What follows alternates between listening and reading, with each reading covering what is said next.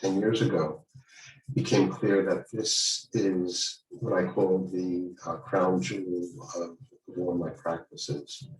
And the reason I call it that is that it's so immediate. It's like it can be done right here, right now. And the immediacy of it is it's on a thought that what I've come to see is that when I believe my thoughts, I suffer. And when I don't believe them, I don't suffer.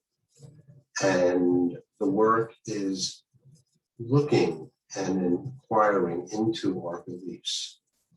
And it is our beliefs that are the source of our suffering.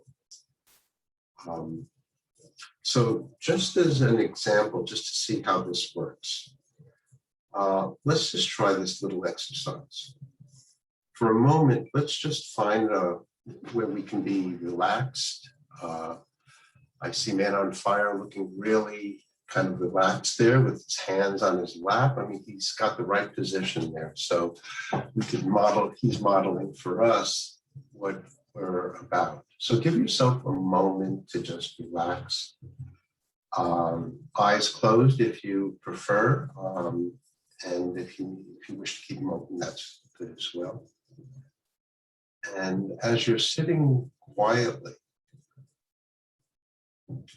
just remember a time in your life where everything was perfect, was beautiful, been in place. It could have been with someone, and the air touching your skin, whatever it is, just notice that. And just bathe yourself in that moment.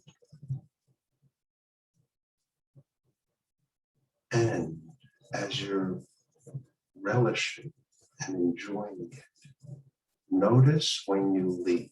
And when you leave, just gently raise your hand and then bring it back and then come back to that moment. Just notice, leave, and come back.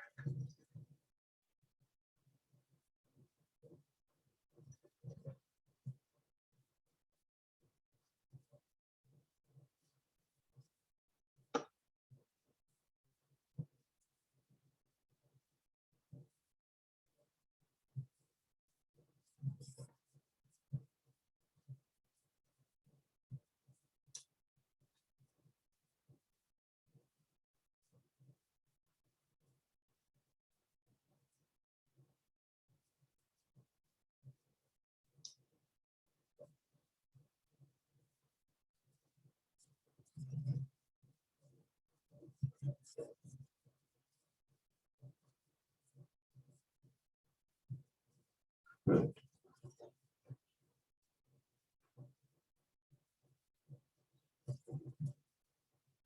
So as you notice this, as we come back into the room from this amazing place that you've been in and out of,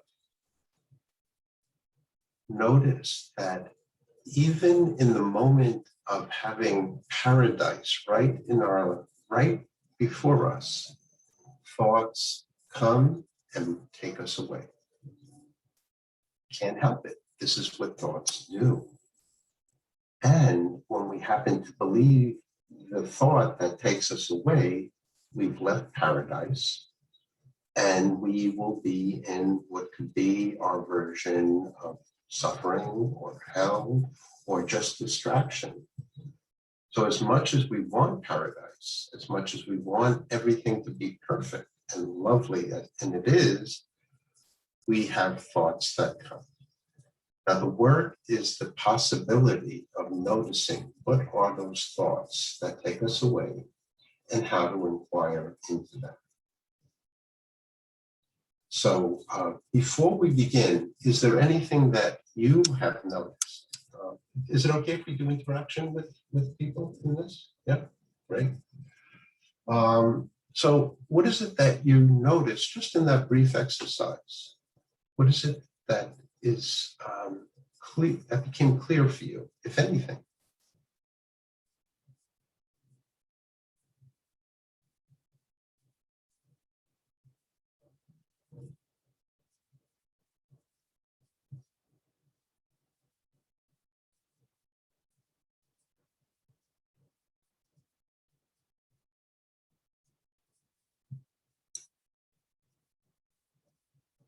Brandon, do you want to share? Yes, sorry, I am here. Yeah, I found that, even though like I'm quite used to just sitting with my own thoughts and my own feelings, yeah, the being constantly being pulled, and like I never really thought about it like that, of just being pulled out of that comfort and relaxation. That was a sort of an interesting way of thinking about it that I never had really done before. I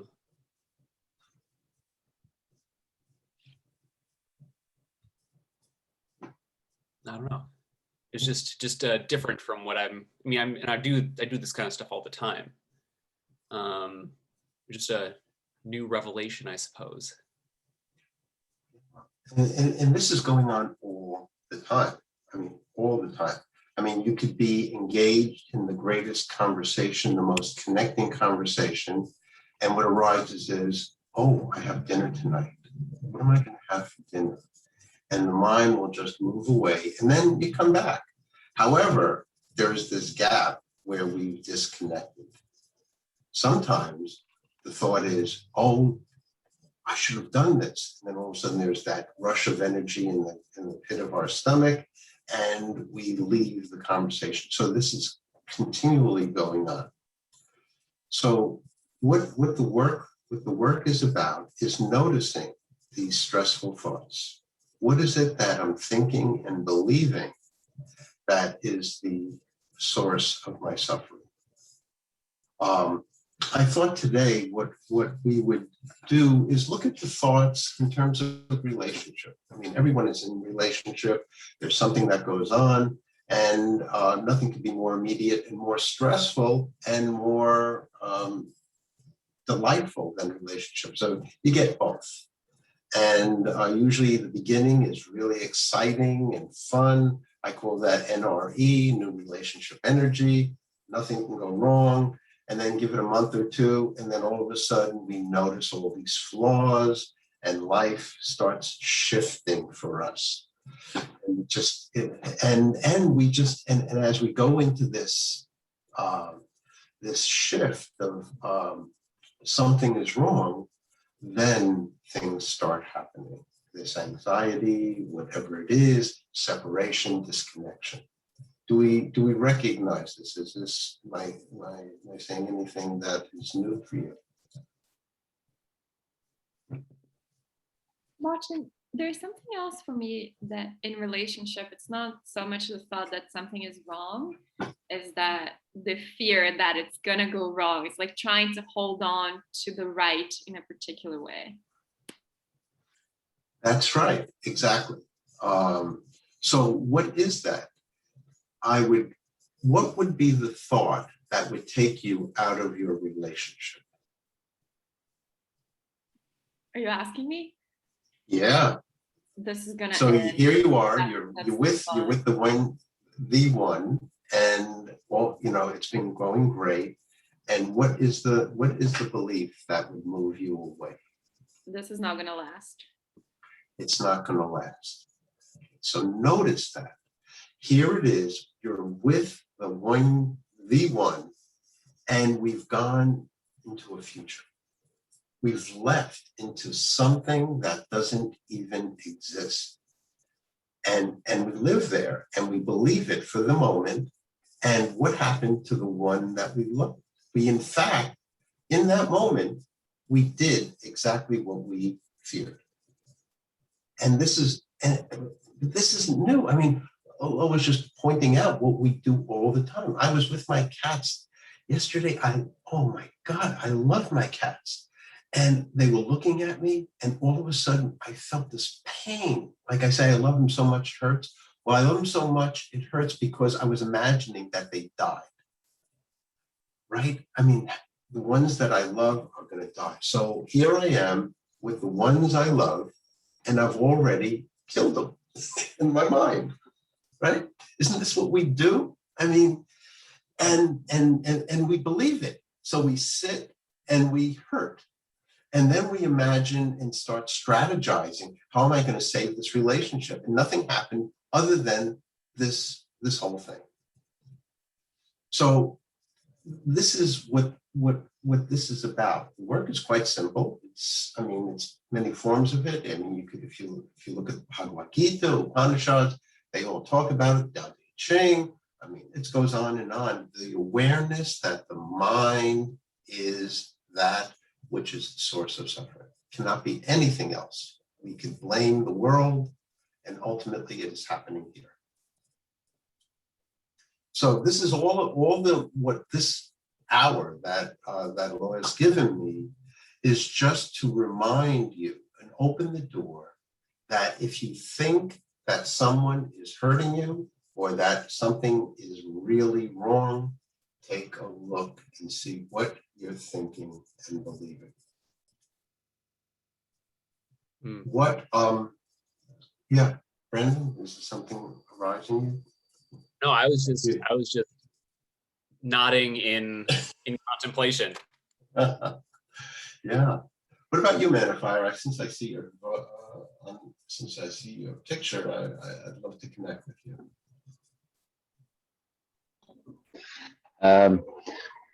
I very much hear what you're saying, where your thoughts manifest thoughts. So as a fear touches you, your mind is very creative, imaginative. It creates worlds which don't necessarily exist. In fact, probably never will exist. And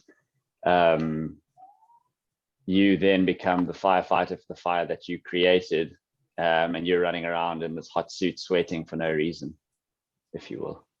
You got it. That's it. That's it. And this is going on all the time. The thing is that when you become alert, and that's why I call this the crown jewel of all my practices, is because each moment you can notice. If you notice that moment where there's that, whatever it is, that stressful moment, you could be sure that there's something that you're thinking and believing in that moment. You may not be aware of it because these thoughts are so quick. But if you stop and you pause, as we just did in this moment of looking at our heaven, we can begin to see that which is the stimulation of stress and suffering. So what I'm thinking of, since I thought this was going to be about relationship, just as a way of getting us into this, is I'm going to read from Byron Katie. So let me tell you about Byron Katie. Byron Katie came upon this work. I mean, if you talk about a life that is absolutely crazy and out of control, Byron Katie is the example of that. I mean, she was quite wealthy, and she was agoraphobic, and she was on medication. She was overweight. Life and she seemed from the outside to have everything. And at some point, she needed to be put into some home. So because she was just out of control in her mind. And one morning, she was on the floor because she believed she wasn't worthy of sleeping in a bed. She slept on the floor. She awakened, and she awakened with clarity that in a moment she saw that what she believes, when she believes her thoughts, she suffers, and when she doesn't believe her thoughts, she doesn't suffer. And there's much more to that. But this is the basis of what she saw. And from that came the work. The work is 4 questions and an opposite of the belief. 4 questions that address a belief. And the questions are rather simple. The questions are, is it true? Can I absolutely know that it's true? How do I react? What happens when I believe that thought? And who would I be without that thought? Now, we'll be passing out, or they'll be available. John will make it available, these questions through these worksheets. You'll be given worksheets that you'll have available where you can begin to inquire into these beliefs. And first, what I'm going to do is I'm going to ask you a question so that we can have a belief to take a look at, so that we can put this on paper. Because the suggestion is to put these beliefs on paper, because as you notice how quick the mind is, right? I mean, you can be on something, like you can be in heaven and another thought will come and you may even forget where you are. So putting these thoughts on paper is a way of holding the mind still. Although the mind isn't still, having that thought is a way of inquiring into it. So I'm going to do a reading. And this reading is from one of Katie's books. The book that started it all is Loving What Is by Byron Katie. And then she had some follow-up books. This one, I love this one because it is about relationship, and who isn't in one, whether it's with another or yourself, you're always in a relationship. So this is from Loving What Is. I'm sorry, I need your love, is that true? We think that love and approval of others are the keys to the kingdom, to every good thing in the world. We think that seeking romance brings love, a sexual partner, long-term closeness, marriage, family. And we think that trying to impress society, trying to win the admiration of the right people is our best shot at bringing fame, wealth, and satisfaction into our lives. So all these ways that we seek approval, love, appreciation are the beliefs that move us in the world. And notice the effect of that in your life. So for a moment, take a look at a consideration. Make a list of what you hope for or expect from love. What do you expect from love? Fall in love, whatever that is. What do you hope will happen?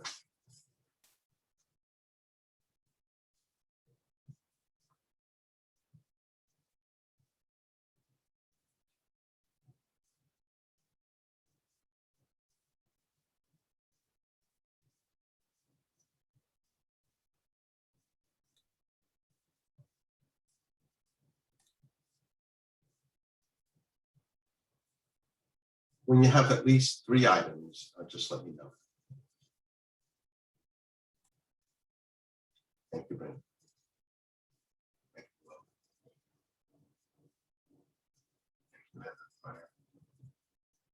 and I trust all the others as well. So what is it that you notice? What is it that you expect? What do you expect from love?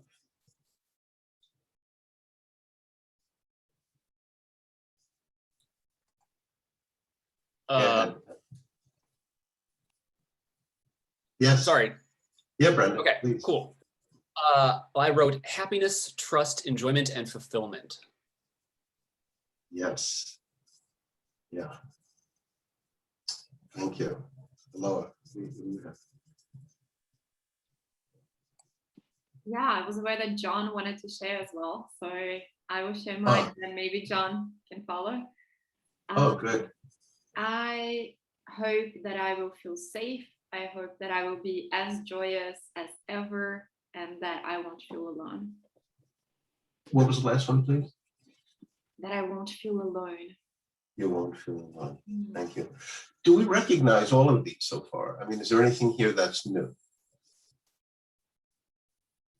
Okay, good. John, what do you have?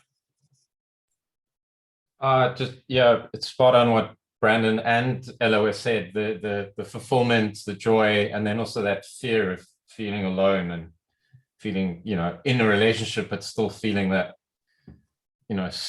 just not connected anymore. Yeah. So far we're noticing that there's nothing new going on here, right? I mean, if you want to know the human condition, we're watching it. Man on Fire, what do you have?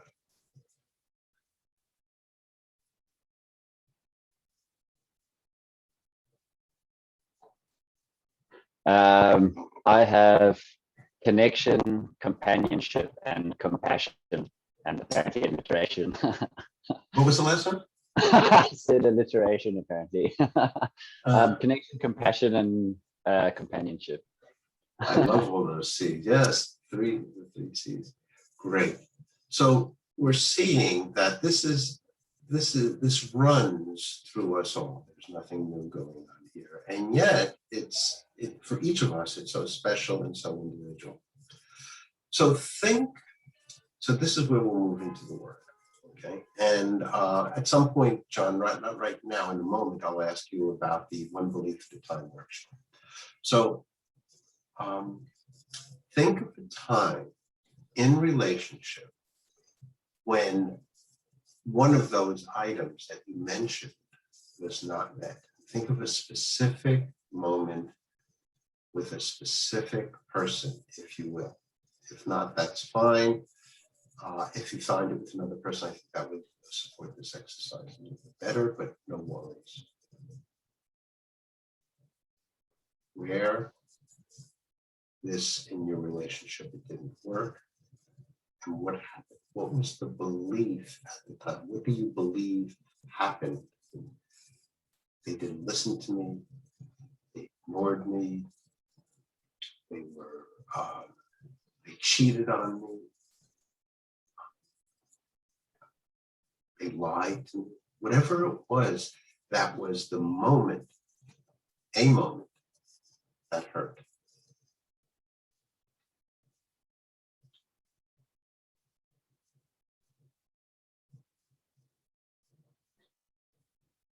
When you have it, just okay. Brendan, it looks like you got it. Yeah, Man on Fire. Do you have it yet? John, do you have yours? Good. Eloah, you got it. Okay. So, what I'd like to do is hold those. You have that thought, that belief. What we're going to do is we're going to write it down. And there are two ways that we can do that. What I'm going to show you right now is called the One Belief at a Time worksheet. You'll have that available to you. John will help us have that available to you. Can we just put that up for a moment, John? Is it possible? So this is a one belief at a time. And what this is it takes that belief of what happened in that relationship, and we put it on paper. And once we have it on paper, now we can take a look at it, and we will go through the questions. So, and again, the questions, once we are, and I'll listen to your beliefs so that we can see that we have it framed right so that you can inquire into it. So we have the belief, then we question it, is it true? If it's a yes or a no. If it's a no, we can move on to 3. If it's a yes, we'll ask again, just to make sure, because, when you were really in it, it still has room to change. Can you absolutely know that it's true? How do you react? What happens when you believe that thought? And then there's a series of sub questions. Can we just raise that up a bit?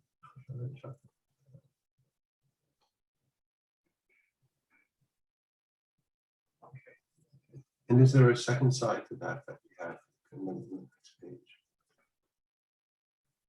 Then we have the turnaround, but prior to that, we look. There's the who would you be without the thought, and then we turn the thought around. And turning around means looking at opposites of it. Okay.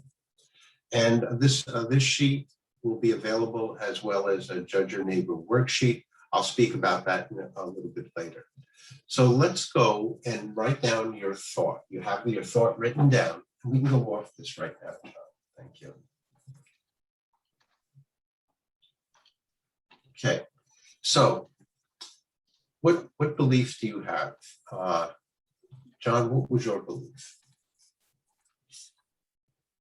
It was that they cheated. Okay. Was it a they or a he or a she, or looking at one specific? He. He cheated. She. He cheated. She Cheated Yeah. on you? Would that be it? Okay. she cheated on me. Yes. She cheated on me. Yeah. Okay. Okay. Man on fire, what was yours?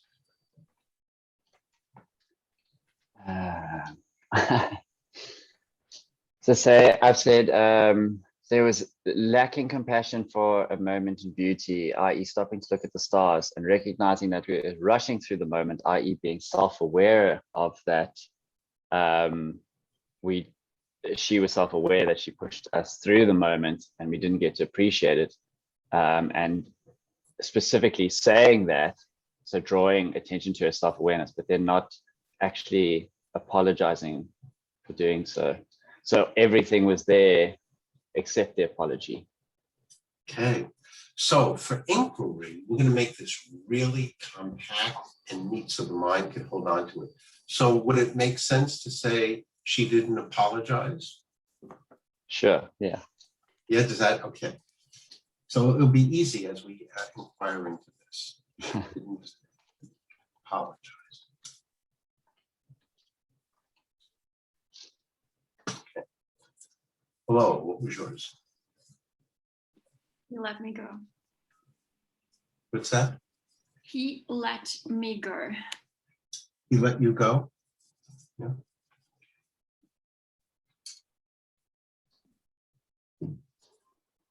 Okay. And Brandon, what was yours? Here we go. She wasn't over her ex. He wasn't over her ex.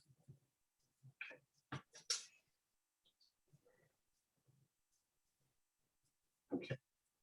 So each of you, I'm going to ask you the question. We'll go slow. And each of you, I will ask each of you to just respond to your situation, right? Your situation and your stress. And we'll just go slowly with that.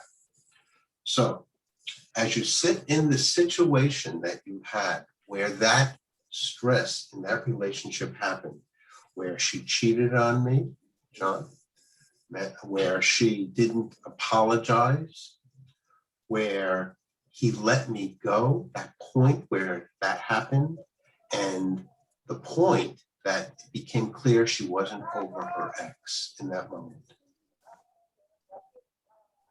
Okay. You're there. Is it true? Is it true she cheated on me? Is it true she didn't apologize? Is it true he let me go? Is it true she wasn't over her ex? And that's a yes or a no. One syllable. Brandon?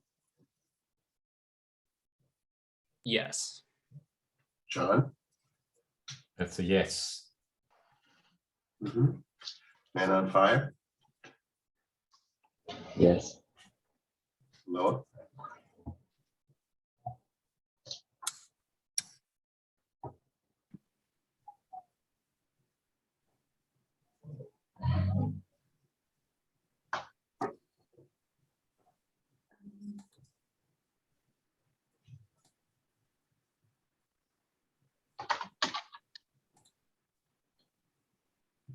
Yes. So notice with Eloah, she's really taking it in and really looking, asking, and noticing what is arising here. There's a whole basket of emotion. So can you absolutely know that it's true? And then you can add your belief.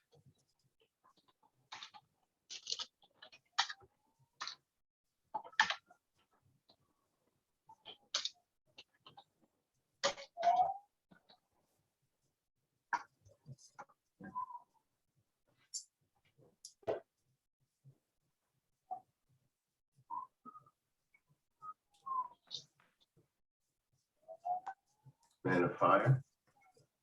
Yes or no? I've said no. Eloah?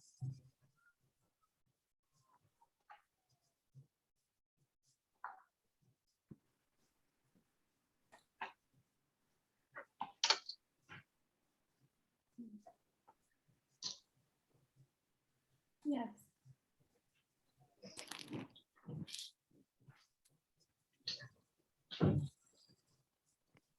How much did I hear what you said? I said yes. John? No. Brandon? Yes. Qualifications? Just noticing how, for some of us, going back in again and re-looking, if there's something that is seen. And yes and no are equal, right? We're not looking for any particular result. We're not going to change anything. We're just looking at what is true. And this is what is true for us. Okay, so now you're in that belief, right? You're in that situation. Each of you have your situation. Notice when you believe that, how do you react? What happens when you believe that thought, the one that you wrote down? When you believe that thought, how do you react? Give yourself a moment and notice.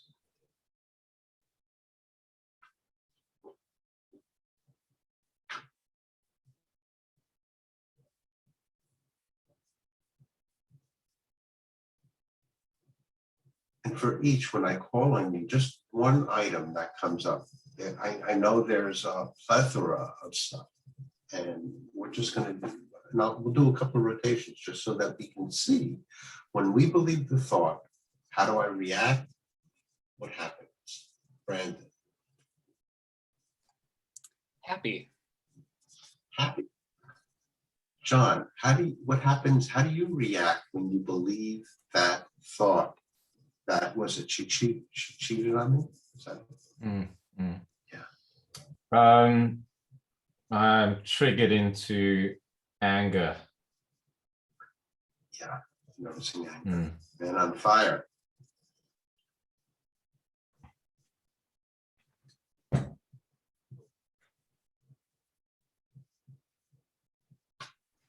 It's muted. Hold on. I've said unheard, unseen, disconnected. Thank you. And Eloah, how do you react? What happens when you believe your thought that he let you go? I pretend. I'm sorry you moved it. I keep moving. I pretend it's all fine. Yeah. Brandon, what else? How do you react? What happens when you believe your thought? Relief. So apparently this wasn't as much a stressful thought as a freeing thought. Yeah. Okay. Yeah, definitely. Okay. John, how do you react? What happens when you believe your thought? What else do you notice? And you could do 2 or 3 at this time, just so that we can get a flavor of what life is like for you when you believe in your thoughts. Oh, it's messy. So I get angry.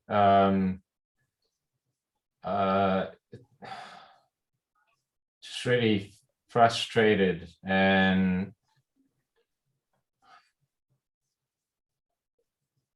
yeah, just like reactive, like any little thing triggers me and I react angrily and aggressively to that.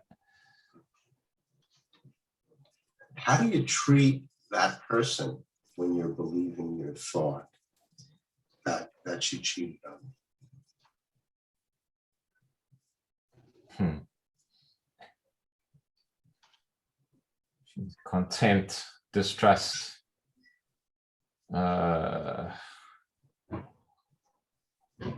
non-communicative, I go silent. Yeah, I block them out, shut them off. Yeah. And in that moment, how do you treat yourself when you believe the thought that she cheated on me?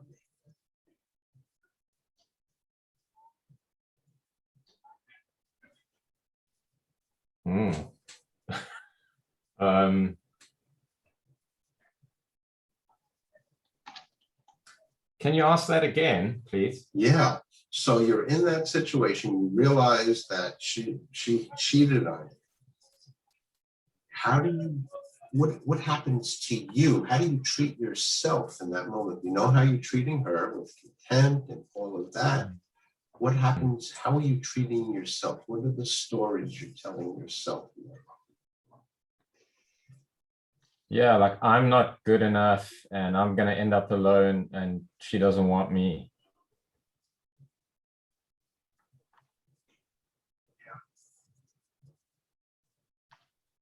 Thank you. Coming back. Let's see the most rotation here. Let's go to Man on Fire. Man on Fire. What else do you recognize in that moment when you believe that she didn't apologize? I transfer my compassion to them and away from myself.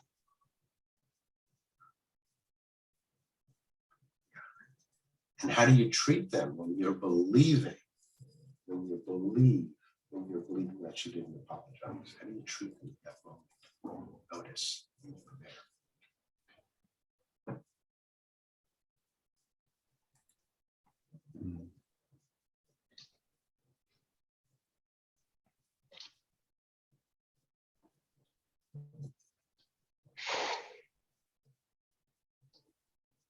In that moment, I quiet myself and try to hear more of what they say. Right. That's what you're trying to do. How are you treating them? And we're not being spiritual here. I mean, we're nuts most of the time when these things happen, right? I mean, if you saw me when I get crazy, it would be a different person that you're noticing. So I push away. Yeah. I push away with fear.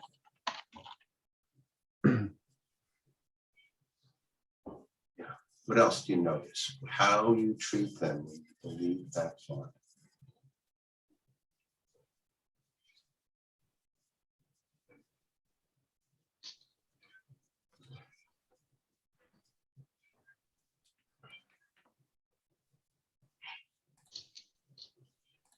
I detach the emotion. I treat them with detachment. Yeah. So there's a sense of distance. You push away from them, you disconnect from them. Yeah. So that's how you react, how you treat yourself. You cut off. Is that fair to say? Eloah, how do you react? What happens when you believe the thought that he let me go? I control, I manipulate, I pretend to be nice and to understand, to get him to change his mind about what I think he's doing.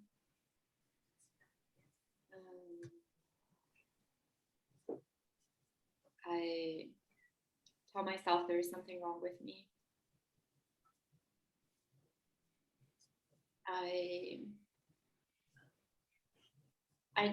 just go back and I just start thinking about a lot of things from the past, that like beautiful moments that we shared, and I feel angry and I question things he told me, I question things I felt, I like in my mind, I'm writing off the whole relationship.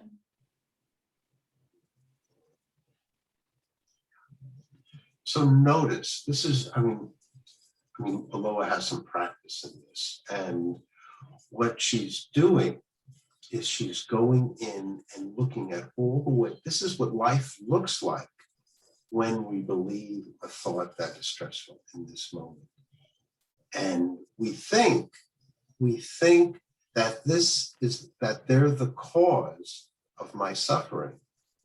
And just notice where all of this is happening, where all of it is happening. It's happening here, and we put it out there.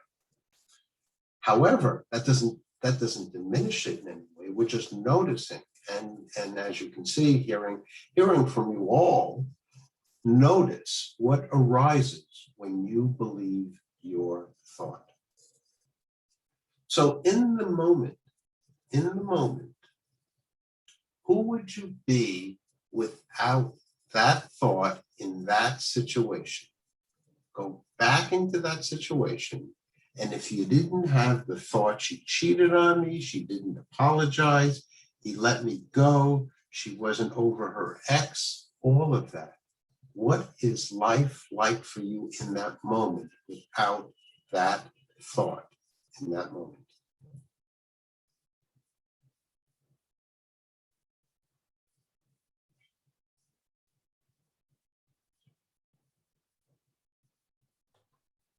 This is a meditation. It's a way of reflecting on a belief and looking at it.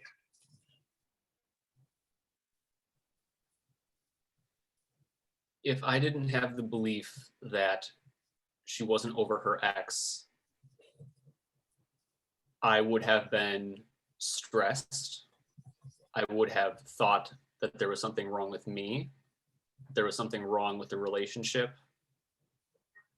And that I wasn't doing something correctly.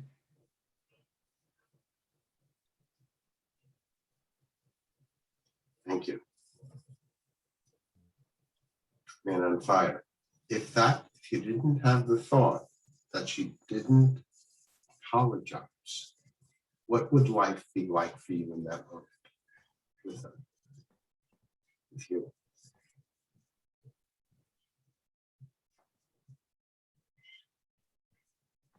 Oh, you're still on mute.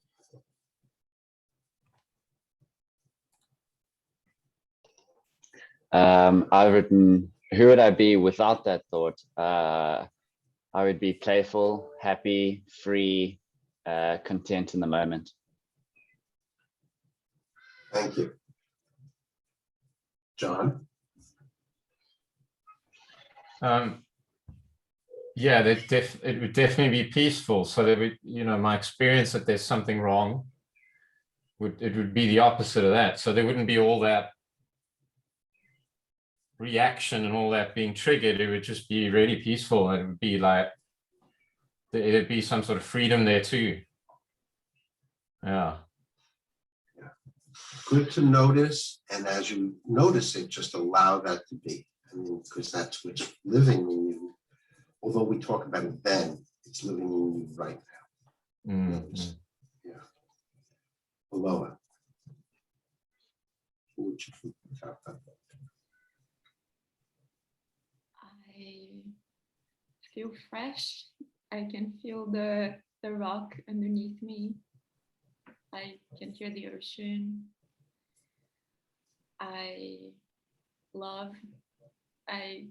feel a lot of love for him, and I feel close and grateful that he's speaking words to me and that we're so close to each other. Thank you.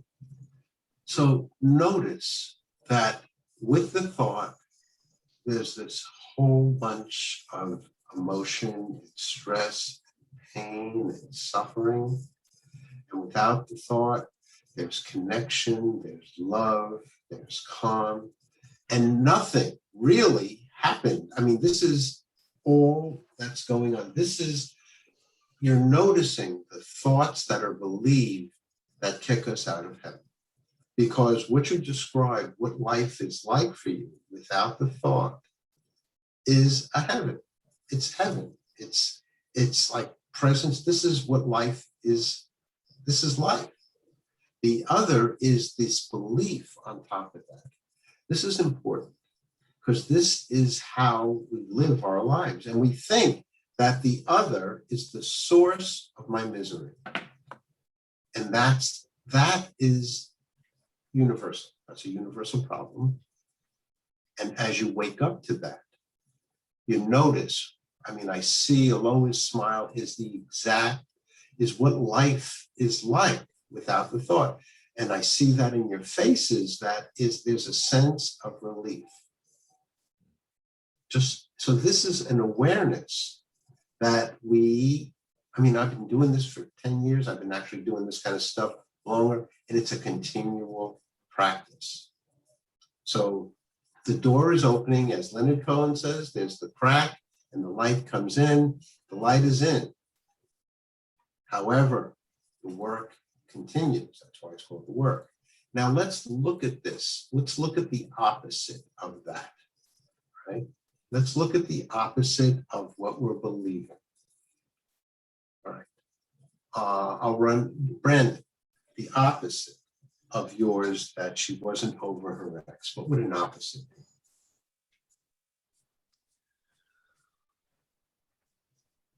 That she was over her ex? Yeah. Oh, yes. How would that be true? Now we're just looking at how that could possibly be true, that she wasn't over her ex.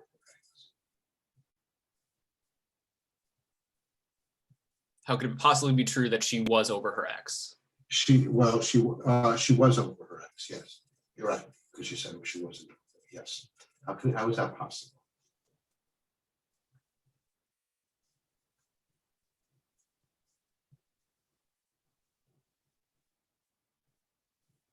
She could have just had a bunch of other stuff going on, and the ex was just an easy sort of thing to blame it on, or an easy thing to talk about versus actually having any sort of real or different or new connections. Yes. That could be as true as the other. The mind is throwing up stuff and we're just going with one or the other. So we can see that. What another turnaround that is turning it around to yourself. So I wasn't over her ex. How would that be true? That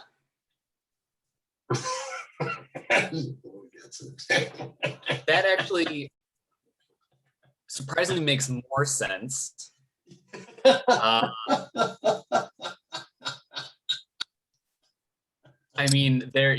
was a lot of animosity between the two of us. Yeah. And there's a good chance that I probably brought him up just as much as she brought him up. Right. You were as much in that. You were with him as much as she was. In your head.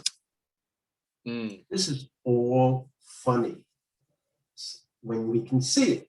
And as you're noticing it, I see the smile and the awareness of that. These thoughts, once they're looked at, they are hilarious. It takes a certain awareness to see that because we're so in it, and apparently you see it, and that is enlightening. Yeah. Yeah. So I'm going to move on to Man on Fire. What is a turnaround for your thought? She didn't apologize.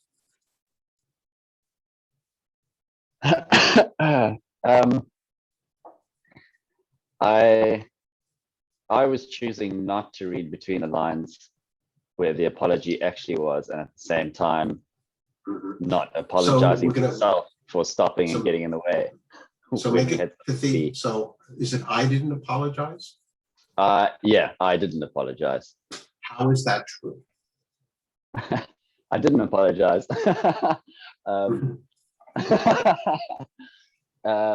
both didn't actually physically say the words. I'm sorry, I know we had somewhere to be, and stopping to smell the flowers on the path, maybe this wasn't the right time for that. And also then choosing not to read between the lines of what she was saying. That takes a great deal of integrity to see your part in this.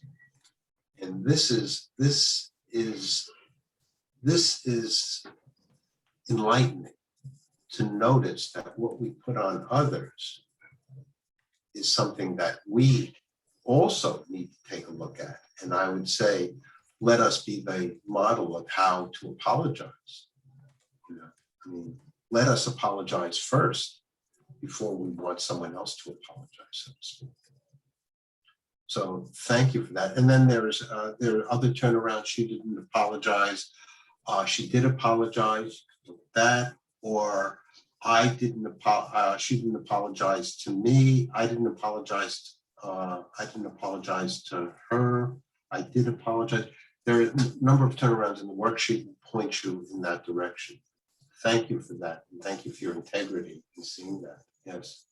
Yeah. John, your turnaround where she cheated on me, what would the opposite of that be for you? I don't know if it's the opposite, but she didn't. She didn't cheat on me.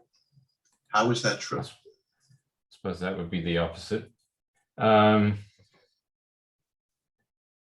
it true? Well, she didn't. I had no evidence.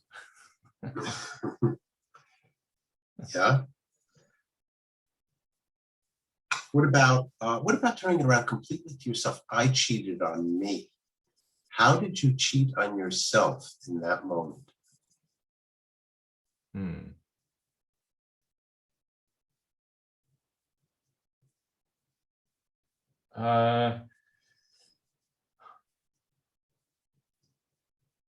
By living into that belief that it was true. So really, it really existed for me that was the truth.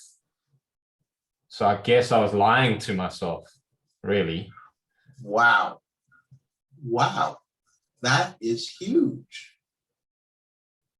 I mean, to really bring it back to this level of, I am the creator of my suffering in that moment. She could have done anything. Who knows? We don't know. Could be. And yet, notice where the suffering began and lived. Yeah. Powerful. This is powerful stuff. And it takes a mind such as yours, an open mind, to be able to look at that. Most of us want to hold position. We want to hold identity. I know we have 5 minutes, but I did want to get to Eloah as a turnaround for you, Eloah, that he let me go. He didn't let me go, or he let How me is that stay. true? He let me stay. Okay, let's look at that one. How is that true? Well, in that moment, he let me sit there on the rock with him. And he suggested we be friends. Well, not exactly in that moment, but then he invited me to climb the next day. So let's pause for a second. So the he let me go, just with that images, and we're noticing ways that he let her stay. I mean, just in terms of that, we're just noticing here. So what about turning it around completely to yourself? That I let myself go, or that I let him go? Yeah, I let myself go. Oh, yeah. So actually, the moment he shared that his heart wasn't available anymore, I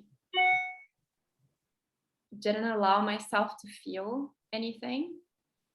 And I got into control mode, and I said, shut down all your emotions, like let's control the situation. So I definitely let me go.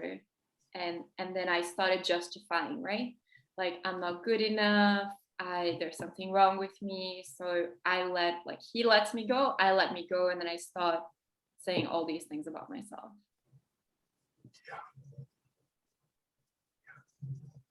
That he never recognize this. Say that again, please. That he never said.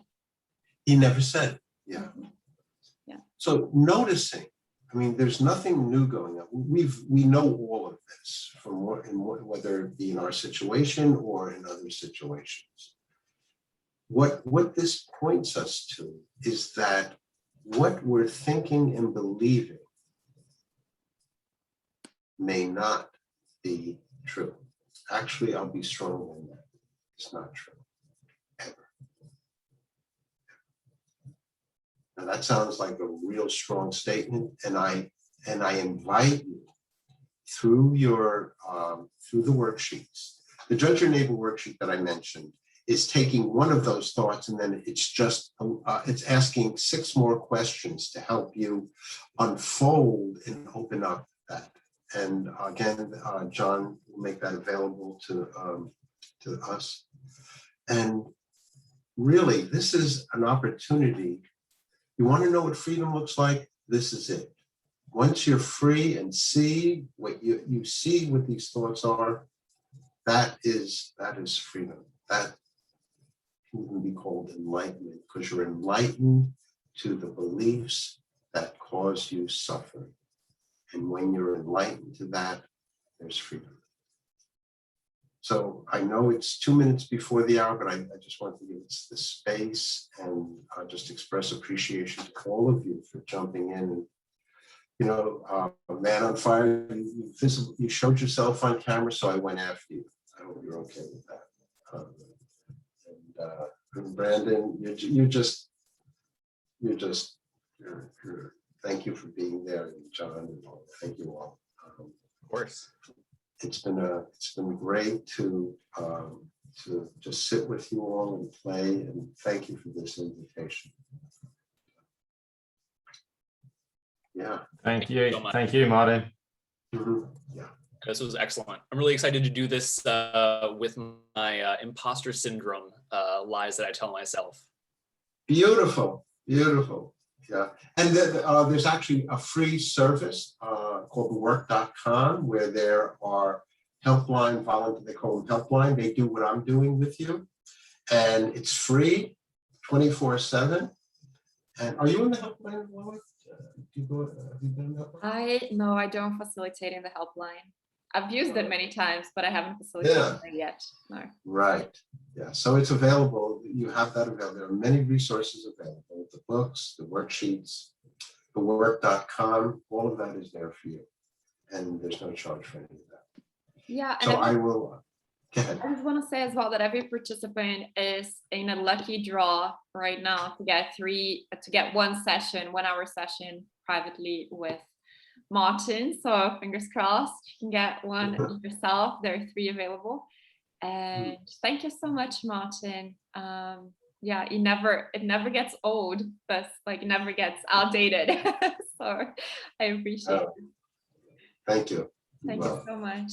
Yeah, thanks everyone. You can, if you have any comments or questions, you can leave it in the chat, and then we're going on a 15-minute break, and then we'll be back at 2:15 South African time for some herbal body scrub goodness. Oh my God. Stay on, Martin. I got sage burning right now, so that's cool. Take care. You too. Bye.